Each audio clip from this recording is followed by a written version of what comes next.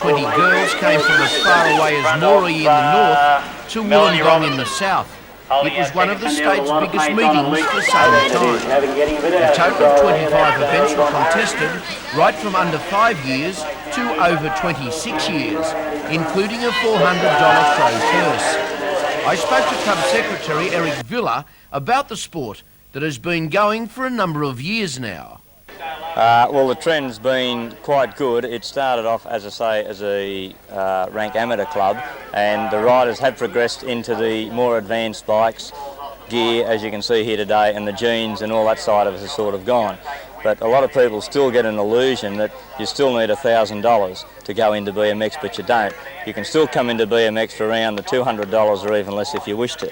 When it started, it was a sport that grew overnight. Every kid was riding a BMX That's bike. right. Are things steadied at all now, or is it still at that mad No, pace? things have tapered off at this stage, but with all the new people that are coming into the sport, there's a lot of people coming in that were there, say, coming in, say, 3 or 4 years ago. I think next year will be another increase in BMX once again. And 73 following through to close the gate. But Danny Vandermeer now in gear, looking pretty good as they go over the doubles, little bend in there.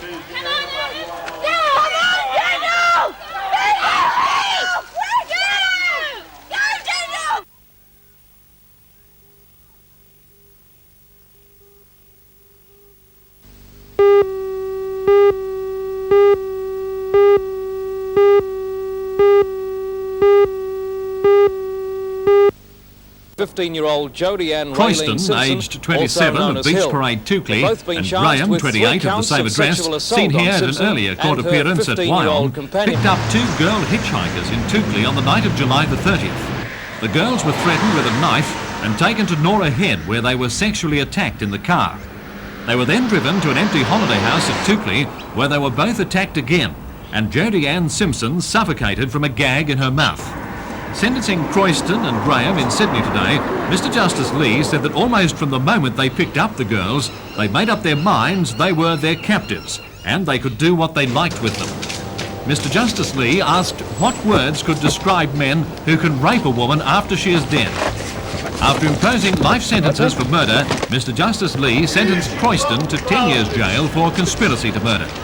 He sentenced both to 10 years jail for threatening to inflict serious bodily harm and another 8 years on 6 charges of sexual intercourse without consent, cumulative on the other sentences.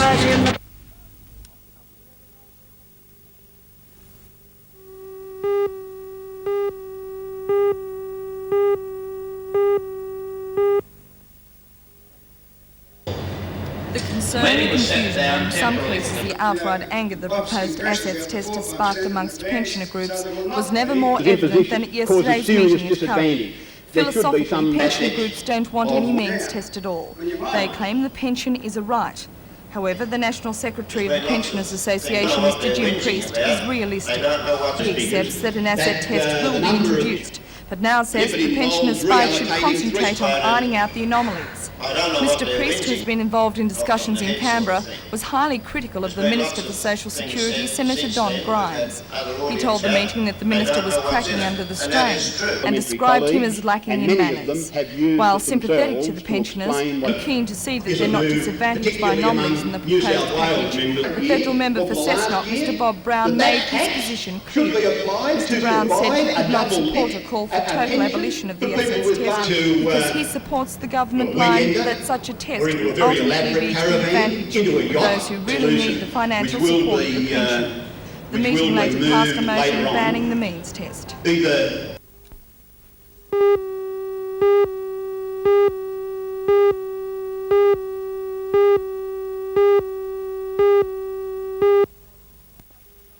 Mr Mel Davies from the Hunter Development Board has conducted the survey. He believes there's a great need for further training in the area of middle management, and that's why the board has decided to become involved.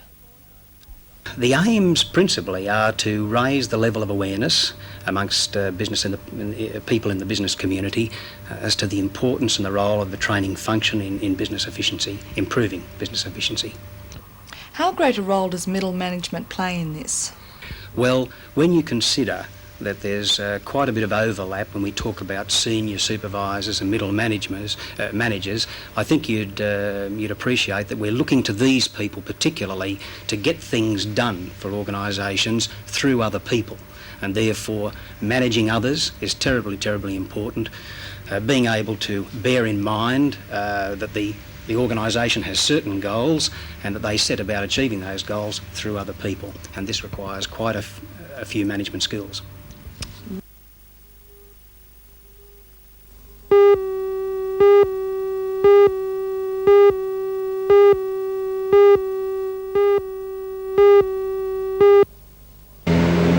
rooms on the first floor of this building in Hunter Street are an ideal location for the drop-in centre. The aims of the union are to unite and organise the unemployed people to defend and to extend their rights in society, increase employment prospects and to campaign for jobs and the right to what they term as a living income. One of the most unfortunate aspects of unemployment is the feeling of isolation, and that's what the union hopes to combat with the drop-in centre. In opening the centre, the Lord Mayor, Alderman Joy Cummings, congratulated the union for establishing the haven. Another guest was Bishop Alfred Holland. He claims there are short-term and long-term goals to be achieved, but he says the first task is to arouse the concern for the unemployed in the other 89% of the community that have jobs. If for tonight we're interested only in unemployment, there's no need for me to tell you that in the Hunter region the CES statistics suggest that something like 26,000 odd are unemployed, and nearly a half of that number are under 25.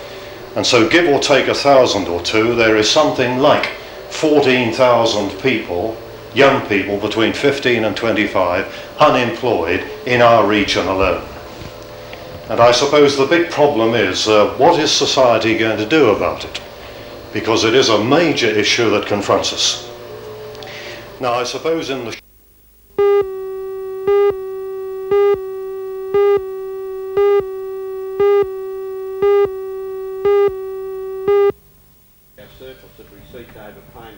$13 all. That was the outcome of the ballot for chairman between Mr Jack Winnie and Mr Neville Lydiard. The two had done battle for the position before, but this year there seemed to be more at stake. Mr Winnie and his 7 directors were pushing for Newcastle to join the Sydney Rugby League competition, but now that plan could be in jeopardy. The returning officer for the election, lead manager, Mr Graham Hards, decided to draw the new chairman's name out of the hat, but for reasons Mr Winnie described as unnecessary canvassing among clubs on the Sydney issue, the past chairman refused to take part and conceded the position to Mr Lydiard. Objections were raised by patron and long-time member of the club, Mo Wilson, but the returning officer decided to accept Mr Winnie's decision. Mr Lydiard's board of directors will be Glenn Maloney, Kevin Lynch, Jack Winnie, Lee Morn, Michael Hill, Jim Hatton and Ted Sharp.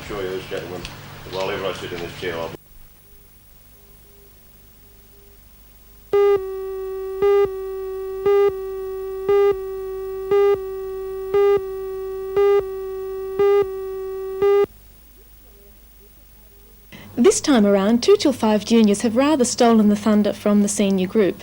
Their new show, Circus Circus, is a beguiling way for youngsters to try out their stage wings for the first or the second time. After an impressive start in which they erected a bright circus set right before our very eyes, the kids performed tumbling, juggling, mime and joke routines that had a nice tongue-in-cheek quality that we associate with 2 till 5 theatre. There's no sentimentality about child actors here.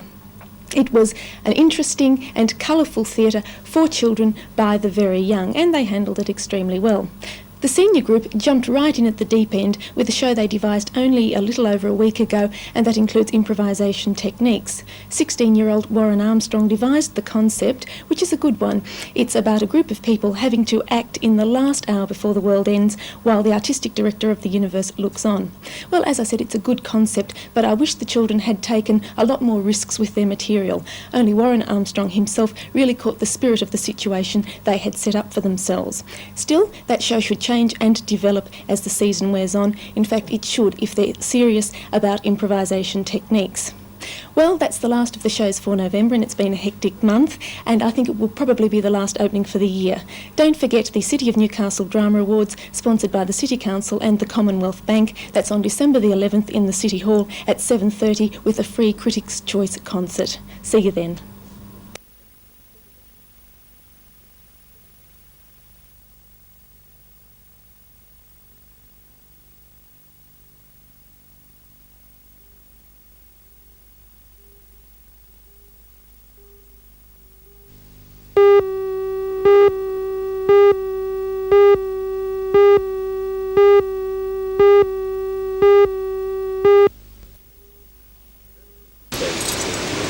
Years ago, something like 60 pit horses worked underground at Stockton, but their numbers have been gradually reduced until now only one is still used, and he'll be out by Christmas. Cullen Allied, the company which owns the mine, wanted no repetition of the recent incident when 3 horses sold off or saved at the last minute from going to a knackery. This time the company has gone to some trouble to find retirement homes for the horses, which Monday to Friday have lived and worked underground for so many years. 2 are going to organisers of the Richmond Main Mining Museum, 1 to Collingwood Farm Riding School and 2 to colliery employees. One of those employees is Max Jones, the colliery ostler who's cared for the horses for the last 3 years and who's sorry to see their working days come to an end. I'll take one home and look after him, just for sentimental reasons. What about life on the surface? Do they find it difficult to acclimatise their eyesight or anything? No.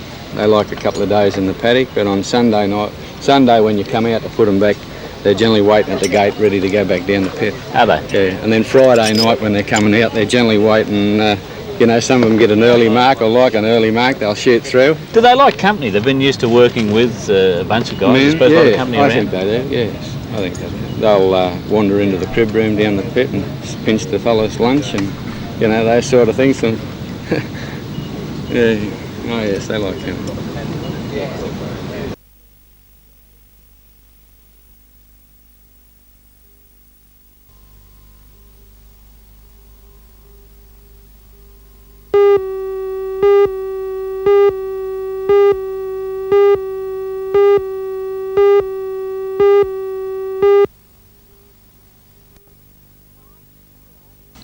Try as she will, Mary Brown cannot stop the trembling, and these problems were caused by drugs.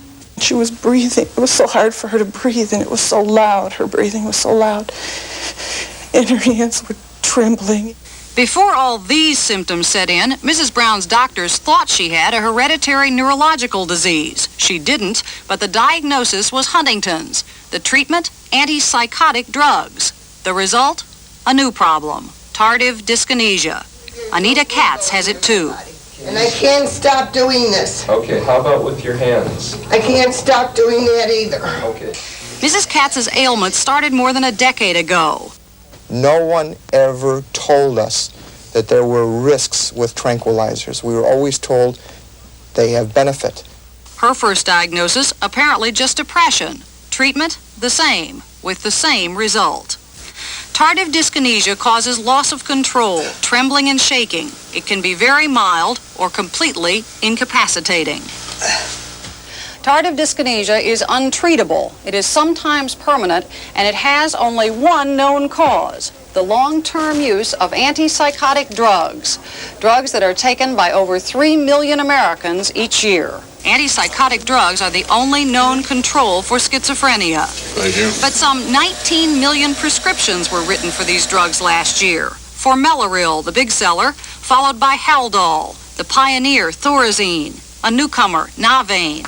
Prescriptions written for everything from schizophrenia to depression. One neurologist says a quarter of his tardive dyskinesia patients are victims of misuse of these drugs.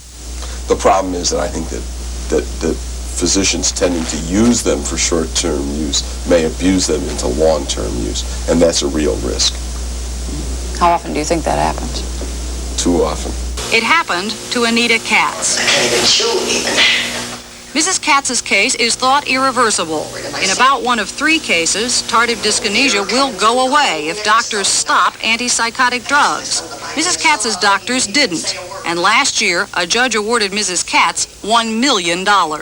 But what about cases of schizophrenia, when these drugs are the right treatment and still may have a wrong result?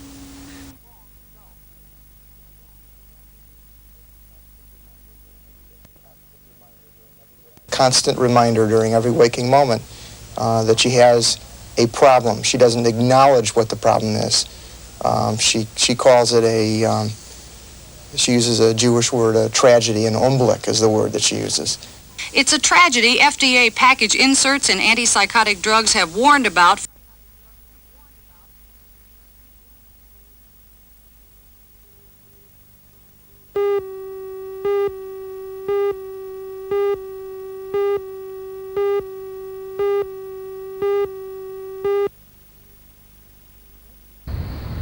Certain claims about Newcastle's transport system have been made in a discussion paper circulated by a private group to councils in the region. So far, Lake Macquarie Council has dealt with the report, calling on the Hunter Transport Advisory Committee to look at the issues raised.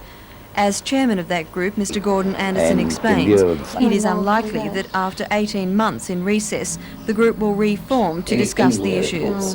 In fact, I would say that as our committee has not met for approximately 18 months, it could be doubtful whether it would even reach us at this stage. According to the report, Newcastle's transport system has stood still for more than 20 years.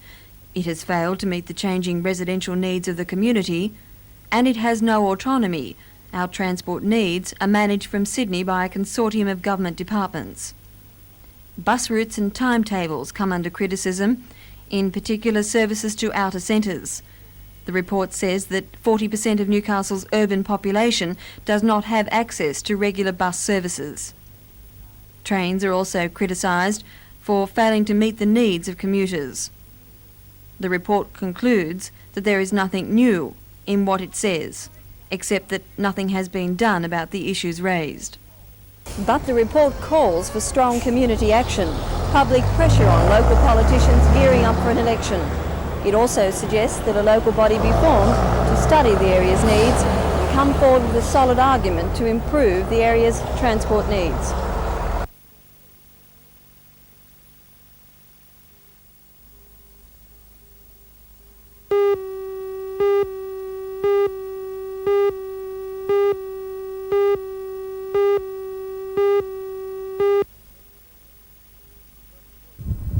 The 34-year-old Singleton man was last seen flying low near rocks at about 6 o'clock yesterday. Friends found his car when he failed to turn up at a meeting last night. They alerted police and a search has been underway since midnight. This morning the rescue helicopter scoured the area and the police launched Doyle checked the coastline. Foot patrols are also searching bushland. The man has been flying for the past 5 years and holds the record for a cross-country flight, 192 kilometres from Gresford to Coolah. The man's name has not been released.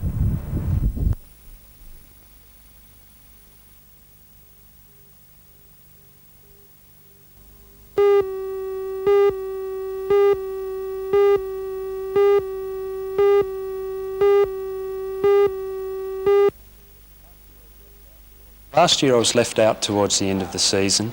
A couple of young fellows came along that could bat and bowl slow, did it pretty well, and they got my spot last year, and it's rather a surprise to be picked again this year. But you are picked and you'll be playing tomorrow, and what sort of attitude does Robert Holland go into? Is this perhaps the road on the way back? Well, basically I think I'm filling a gap.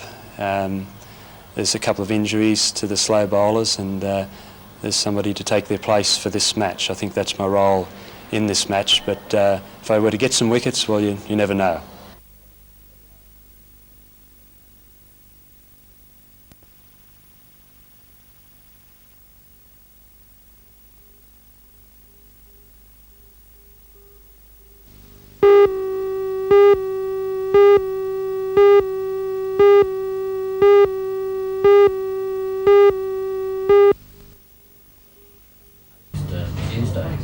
AMFSU state organiser Mr Ian Murray says the move is totally unacceptable and was one taken without any reference to the union movement. We're fairly taken aback by that sort of approach, particularly with state-owned mines, that job market area for the youth and the prospects for school leavers. There's always been a very tight market, particularly now, and we see that it's a commitment from the government through their instrumentalities to at least have their normal intake of apprentices. If anything, in these times, those areas should be looking at increasing their numbers and not decreasing them. Immediately after this morning's talks, a telegram was sent off to Premier Rann and the Energy Minister Mr Sheehan asking for intervention. The telegram pointed out, for instance, that a large sum has been invested in an apprentice training centre at the Newstand Colliery and personnel appointed to it. Well, their first move is to call on the government to intervene and to direct the management of the Elcom-Newcom group of mines to take their normal intake of apprentices, and we believe that to be in the vicinity of 30. And after that, if that gets you nowhere? Well, that gets us nowhere. We have the merger meeting on next Tuesday. That merger meeting comprises the representatives of all unions from all the state-owned mines. A full report will be given to that merger meeting. We're expecting a reply on a telex sent to both the Premier and the Minister for Energy. And if that is not satisfactory, I'd imagine that there'll be a recommendation for applying a bit more pressure.